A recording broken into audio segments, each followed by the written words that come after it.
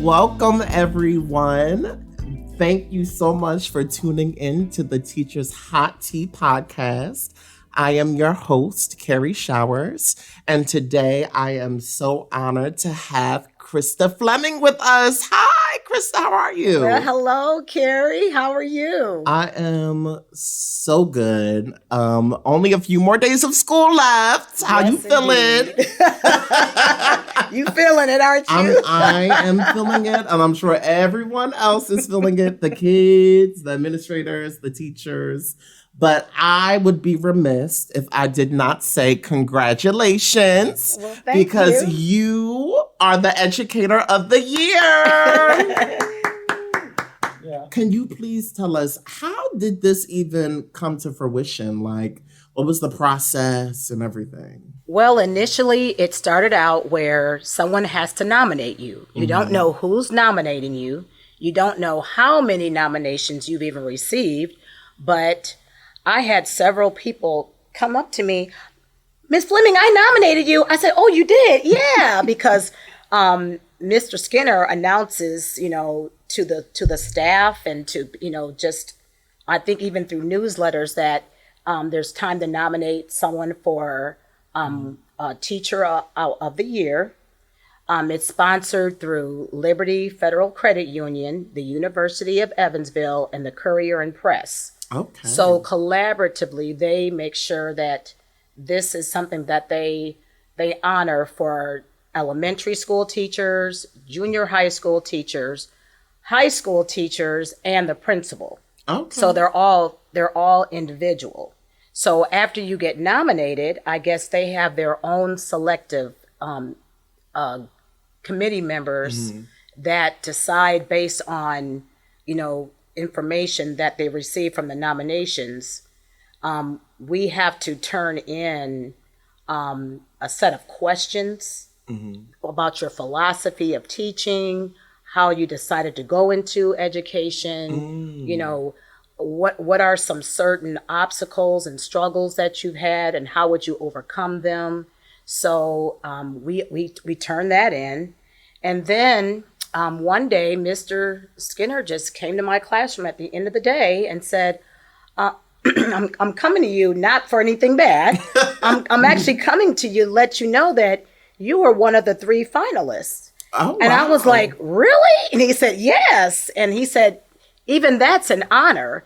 And he said, so they should be coming by to visit your class. We don't know when, but they're going to be coming by to visit one of your classes. I said, okay.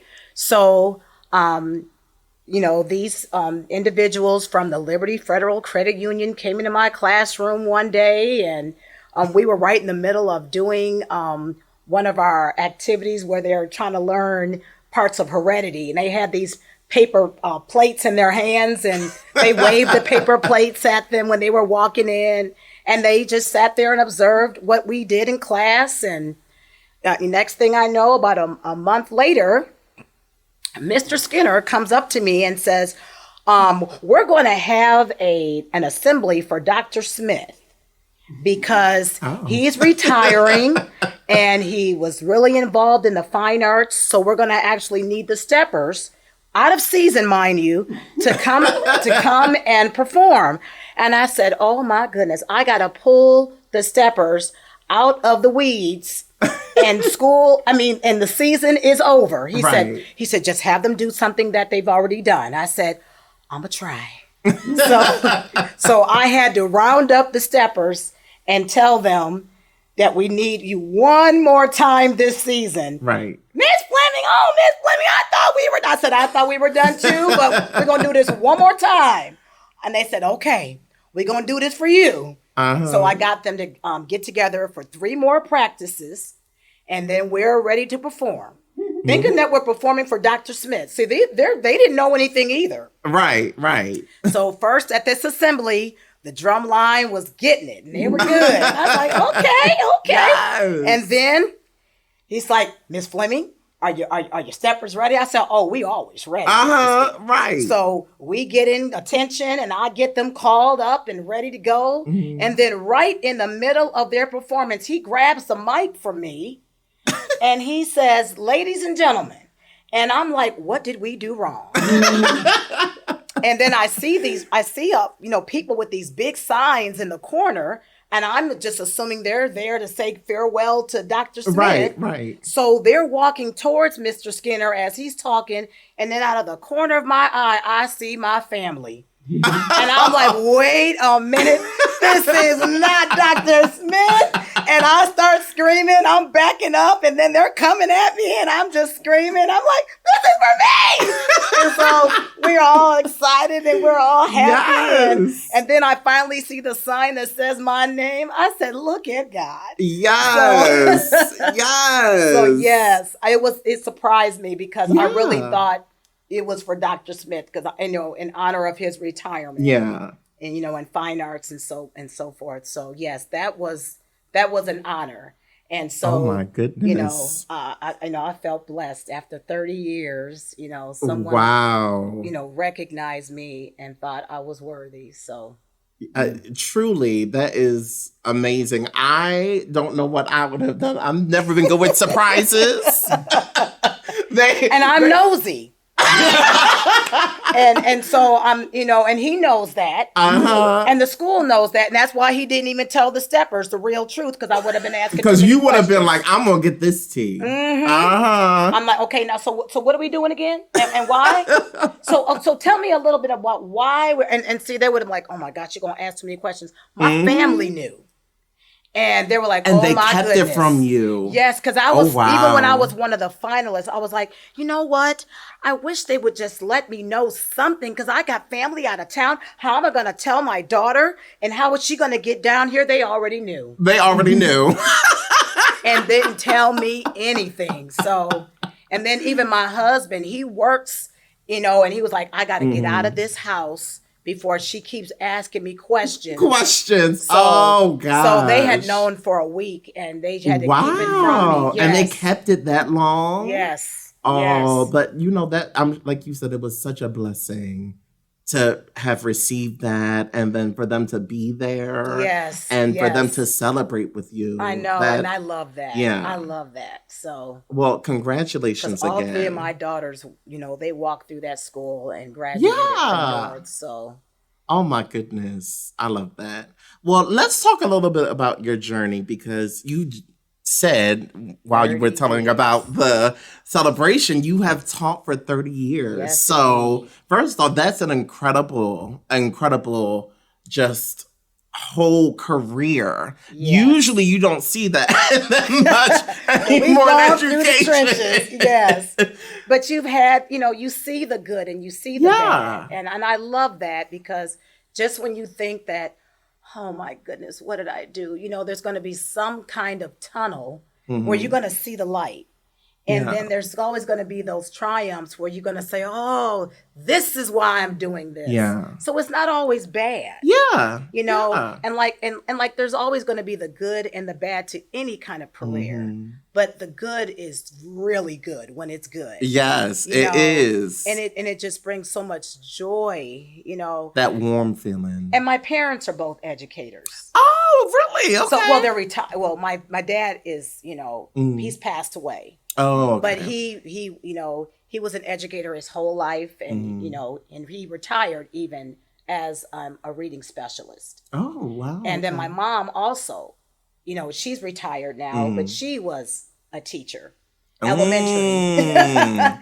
But that helped to inspire me. Yeah. I knew I wanted to teach ever since I was 5 years old. Okay, because I was just about to ask you, did they inspire you to get into the modeling. Profession? Yeah, I would line my little dolls in the middle of the hallway, and that was the aisle, and I would walk back and forth down the aisle like I was teaching them. And then, get your head up, sweetie. I would just go back at what I went through that day. Yeah. And my dad said there was always one little kid that I would always just keep reprimanding more than the others. And he noticed that. He said, why is this always this one doll? And then I'm glad that parents play a role and look at how kids, play. Because a lot of it is based on what they went through, like their own experiences. Yeah. There was one little girl apparently that had been picking on me.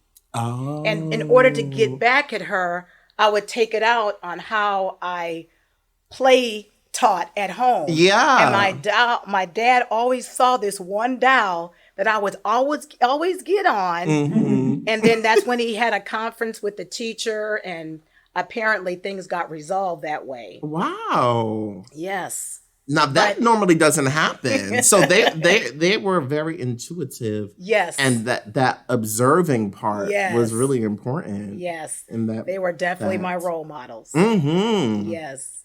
So you have taught for 30 years, and you just said that they were your role models.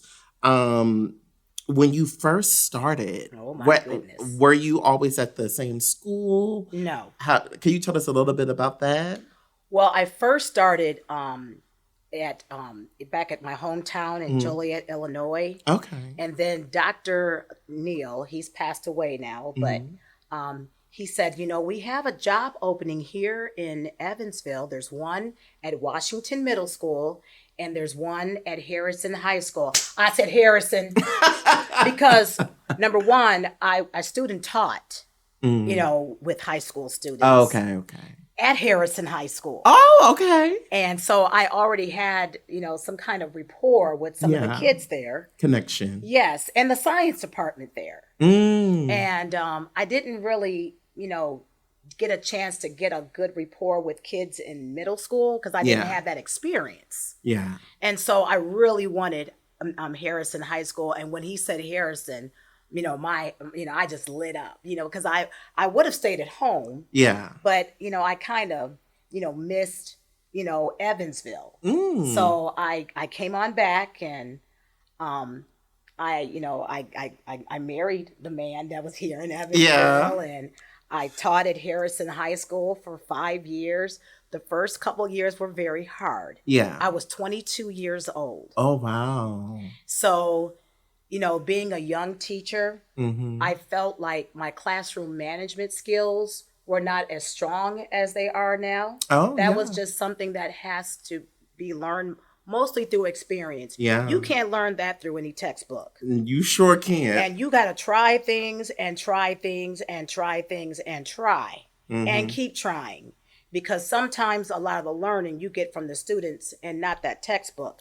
A lot of the learning you're going to get through experience. And so with me being young, the kids didn't know whether to charm me or to try me. They even tried ignoring me. And I said, this won't work. Oh, no.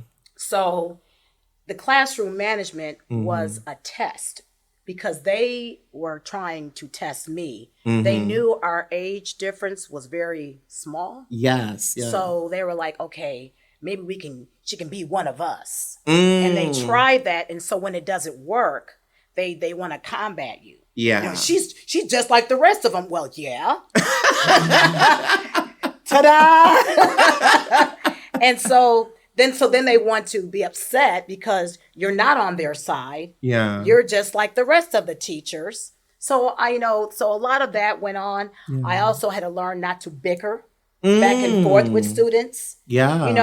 And they want to treat you like them, where they want to talk back, roll their heads, and like the neck's going to fall off. And, because they want you to be, their friend. Back and forth. The back and forth. Yeah. And then I had an older teacher that actually helped me. She said, don't use all that negative energy with them. There's somebody in the office that's getting trained to handle that. Yeah. If you're getting a distraction in the classroom, give it to them and you handle your business in the classroom. Yeah. And so I was like, you know what? That is true. All this energy that I'm giving towards, trying to discipline this class, get them out. And then they can learn how to come back in this classroom and behave and see how we do it my way. So, a lot of the classroom management skills, it didn't come from a textbook. It came from experience, and it came from experienced teachers that helped me learn how to be a more effective teacher. And, when you were saying that, the first thing that came to my mind was that you had to be patient too. Oh, yes. And that's one thing I think that new teachers struggle with.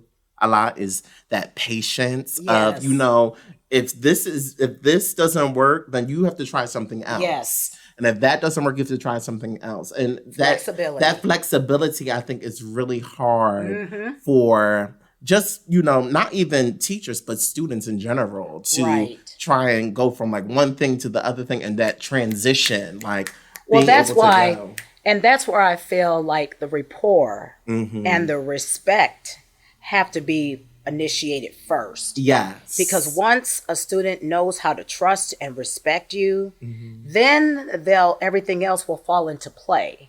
Because if you don't develop that relationship first, then you might get that battleground where you guys don't know how to agree and you don't know how to work together. Yeah. So I believe in that first week that we have, where just get to know the teacher. Don't just rush in and start the curriculum right away. Figure out who you're teaching and let them figure out who you are first. Ooh, that's so important. And then once we figure that out, they already know what my expectations are. And I know, how they learn best. Yeah. And they know I'm going to work with you based on how you learn best. Then you've kind of settled a lot of the anxiety that a lot of students feel. And now they know you know them, and now we can work together. That relationship building is strong, and it's important. So important. So, because if a class doesn't know you, they're not going to trust you. And that's why a lot of students, it takes them a long time to learn how to respect a cooperative teacher. They don't really call them student teachers anymore. Oh, yeah. And also a substitute teacher. Yeah. You notice they don't get a lot of the respect that they deserve. Yeah. Just because they've already built this relationship with their teacher. Actual teacher. That owns the classroom. And now you got this person in here that's trying to be your fill-in. I don't have to respect her. I don't have to do what she says. Can I go to the bathroom? And then they never come back. They don't know how to respect someone else now. Some don't. Some are just respectful anyway. Yes. But a lot of it comes, like we said, with the relationship that was built, or lack thereof, when you have a sub. I feel like you are telling my story. When I was, before I actually got into my position, I was subbing in Owensboro. Really? And honey, I came in there. The first thing they had said was, "Oh my God, we finally have a Black teacher." And then the second thing they started doing, they started cussing and carrying on. And I was like, "What am I going to do? What am I going to do?" And at one point, I just took my hand and started patting the table like, "Be quiet!" And they all looked at me like I was crazy. I was like, "Get to work." And from that point, they were like, okay, they know not to. So you have that commanding voice. I had that commanding voice. And they need to hear it. Yeah. And my voice is just naturally loud. Yes. And I've been told that my voice is very commanding. So a lot of that energy that I bring to the classroom, they see it. Yeah. And a lot of times they learn best when they see that the teacher has passion for what they're doing. Like I put it in my teaching. I'll sing, I'll do a dance. And even though I'm not the best dancer, they know I love it. Yeah. And so they laugh, but that's the stuff that they remember. I'm not going to ever just sit down. Eventually, one day when I become 60 and I still think I'm doing what I'm doing, they might catch it. But at this point in my life, I have not ever been able to sit while I teach. I need to walk around. I need them to feel what I feel. Yeah. At least try to. Yeah. And then it really is a boomerang effect. When they see your passion, your drive, and your inspiration for what you're trying to say, they'll feed it back to you. If you come in that classroom and you have no energy, oh my goodness, you've lost them. Oh my goodness. And they see it. Yeah. And when you slouch, they'll slouch. Ooh. When you stand up and you demand attention, they're alert. Yeah. And if they're not alert, get them there. Yeah. You have to be the role model. You do. That you want to see, right? Give them the driving force. Yeah. Yeah. And that's what I'll do sometimes. If they come there, especially after lunchtime, that's the hardest. Oh. Because now the digestive system is working and it's working hard. Okay. And they're getting real sleepy. So I'm like, let's go. Yeah. And I have to give more energy Yeah. to get them awake. Oh, Miss Fleming, come on. And I said, I'm trying. Let's go. I said, baby, at 2:30 you can get all the sleep you want. Right. But not on my watch. Yes.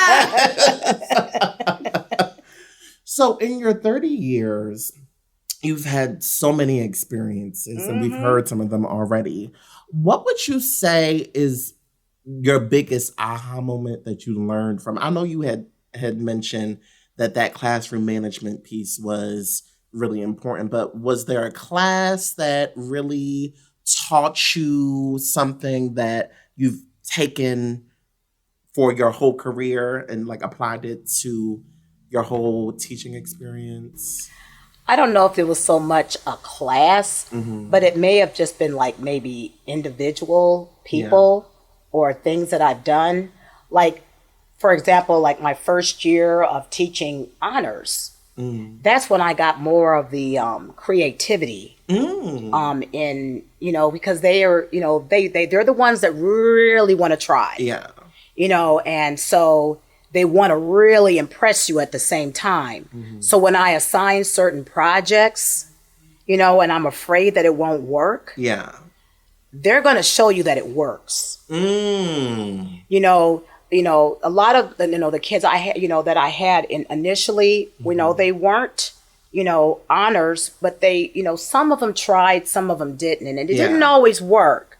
But when I started teaching more of the honors classes, they're like, "Am I doing this right? Am I doing this right?" And they ask more questions, and it's like, oh my God, they're getting this, and they're not afraid. Can I do it over? Yeah. Because their job really is to make sure that they're doing the best that they possibly can. Yeah. So when they're doing their best, it makes me happy that, they're getting this, and it makes me feel good. And I love that you said you were able to be more creative, right? I think a lot of times when you have like a curriculum in front of you, a lot of times you look at the curriculum and you're like, just have to stick to this. No. But it's like you can add things in, you can change it up a little bit. And that's one thing I like about our standards. Yeah. Our standards are pretty, they're on more of a general standpoint, which allows us to filter in what we want to pull from the standard and add our creativity. Because there was a younger teacher that said, when we went to one of our curriculum mapping meetings, she's like, they're just so general. And I said, that's good. Right. Because when they are very strict, and you got to just, it takes away from the creativity. Yeah. But if it's a real general standard, then you can, like I said, you can add how you want to, instruct. Do you want them to to work collaboratively, which is what I really need in our science classes, which are like 30 plus. Ooh, 30 plus. Yes, that is probably the smallest class. Oh, wow. That I have. The classes are rather large, at North. And so, working collaboratively helped me to accommodate the size.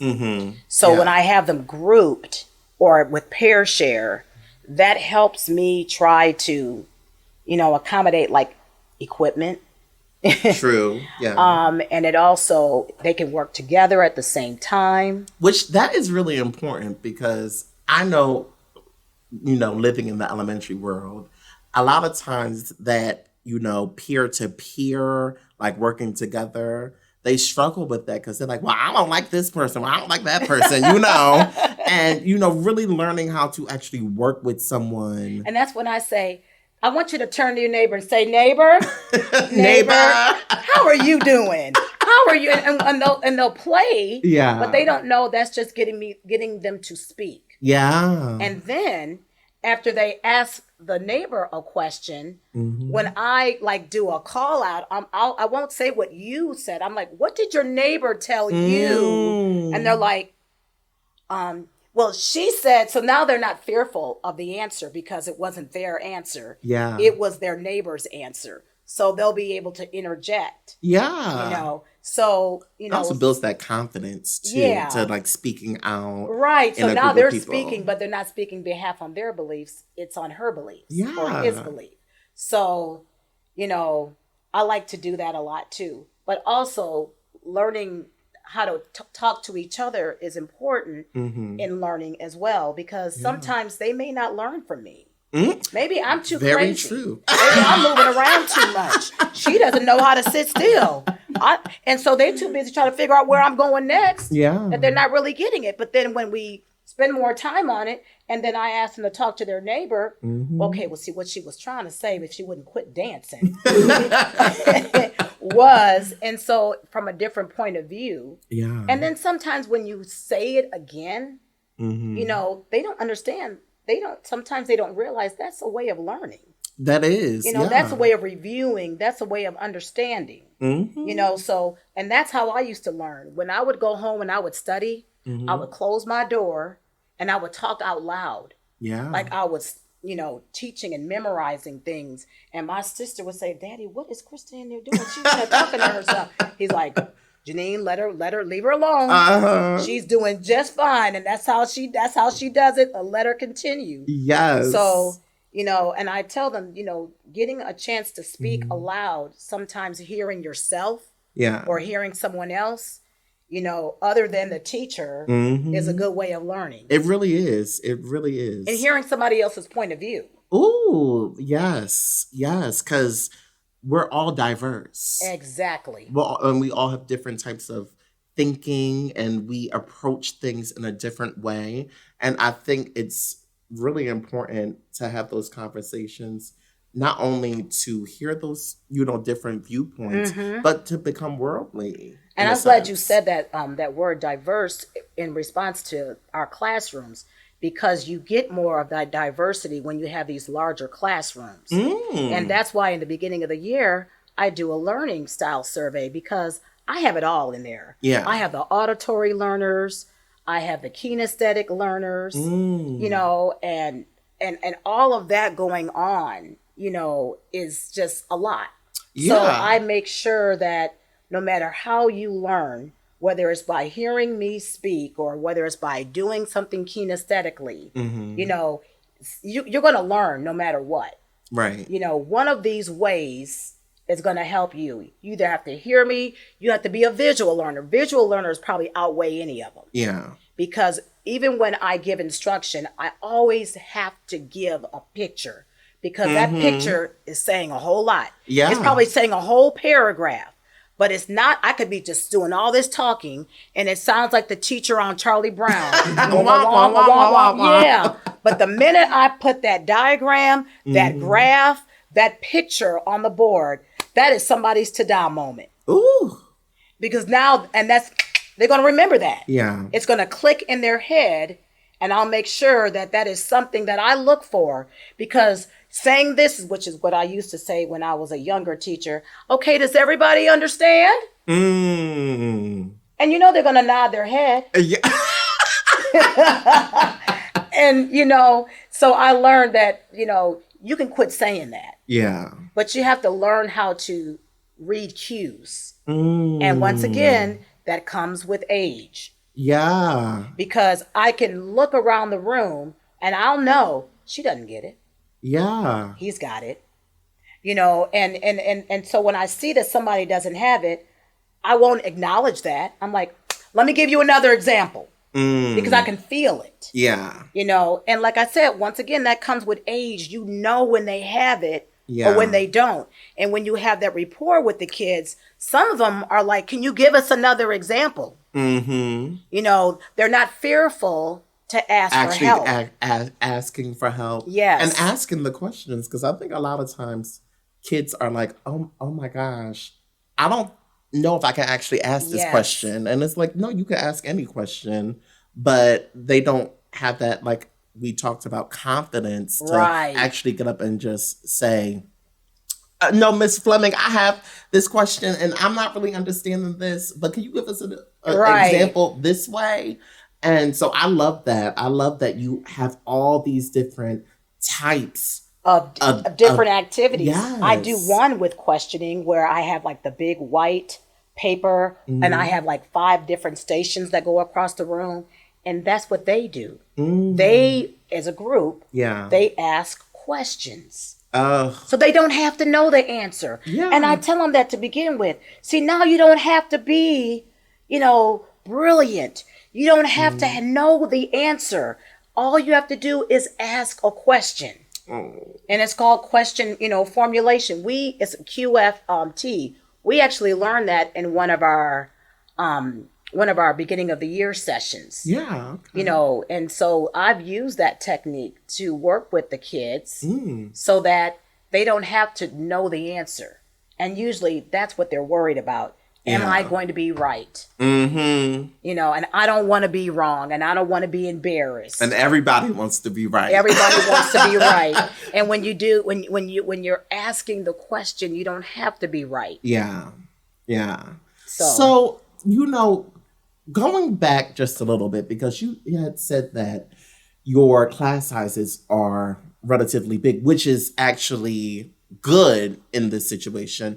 But how do you deal with that workload? Because I would assume that's a lot for you to have. I don't know how many classes you have 6 in a day. 6. So like 6 huge classes, like that workload seems like a lot. How do you decompress? What are some of the things that you do to manage? Well, it just depends on the assignment because, for example, like labs, what I have done is like in the beginning of the year, they learn a concept called experimental design, where they have to learn the different format of how to set up a lab. Okay. Like the hypothesis, the procedure, the materials, how to analyze graphs, and then how to, formulate a conclusion. And so really the best way is not to just learn that for one particular content and then and then you're done with it. That is something that needs to continually be taught throughout the year. Okay. So what I have done with that is for every single lab, they have to do a lab assessment. And I designed the lab assessment with that in mind, where I actually set it up with, which of the following is the best hypothesis for this particular lab? Where back in the day, I used to have to take home a pack of labs this high. Oh, wow. Just because I had to, grade all of the labs. But, if I develop the labs with the help of Google Classroom, and I make the lab to where I can grade it, but they always see the same format, hypothesis, materials, procedure. They have learned now. If I say the word hypothesis, the way I set up those labs, the lab assessments, they already know. But at the same time, I set it up through Google Classroom to help me, grade some of those labs. Yeah. But it also keeps them on task because they know they're going to turn around and have a test. Because you cannot play in lab. Yeah. I'm going to turn around and make sure you analyze it. I'm going to turn around and make sure you have a justifiable conclusion. So I set up the lab so that they have to do something. They have to do the lab. Yeah. Because I'm going to turn around and assess it. But now I don't have to assess it where I'm taking home a ton of labs this tall to grade. Yeah. I have Google Classroom help me with that. But during lab, I can walk around and let them know what they're going to be responsible for. So, that helps me in 2 ways. Right. And they're able to see it too. Like, okay, I have to do this, and this. Right. Like, they can't miss it. They can't skip it. Yeah. They have to do it. We are so thankful for Google Classroom. Oh, yeah. That's my friend.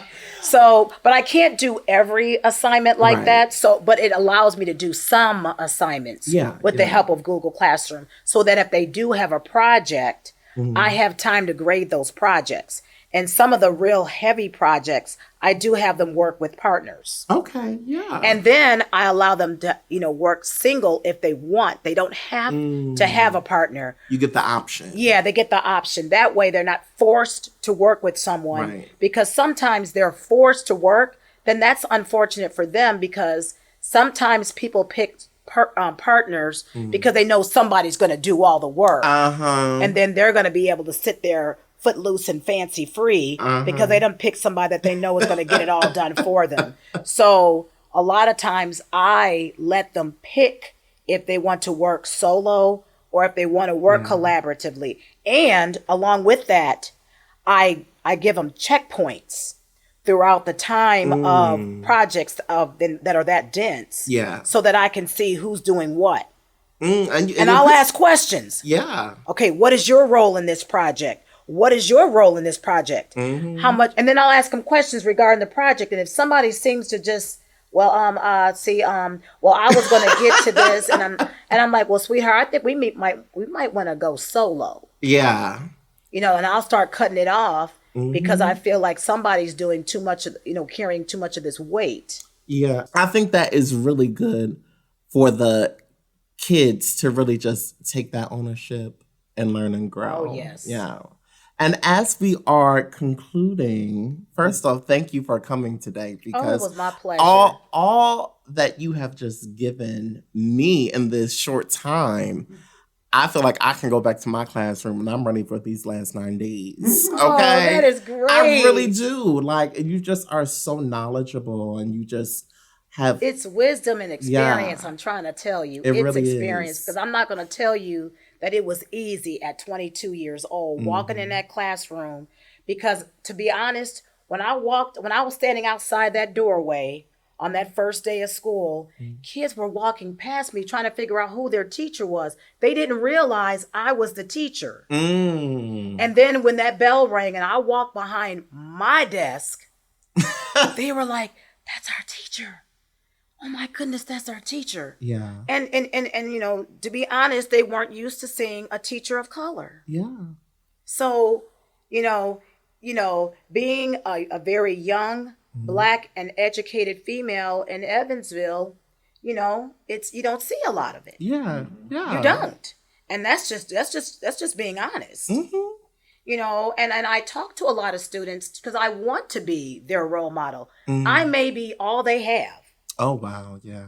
And then, you realize people, and their backgrounds, I may be all they have in life to give them other skills other than just being their science teacher. Yeah. So, I teach life lessons in that classroom too. Oh, and we love a life lesson. Yeah.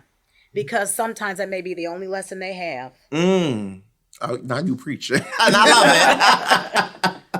Well, as we are wrapping up, we always like to conclude every episode with a funny moment. So has there ever been a funny moment? I'm sure there has been in your career that you want to share.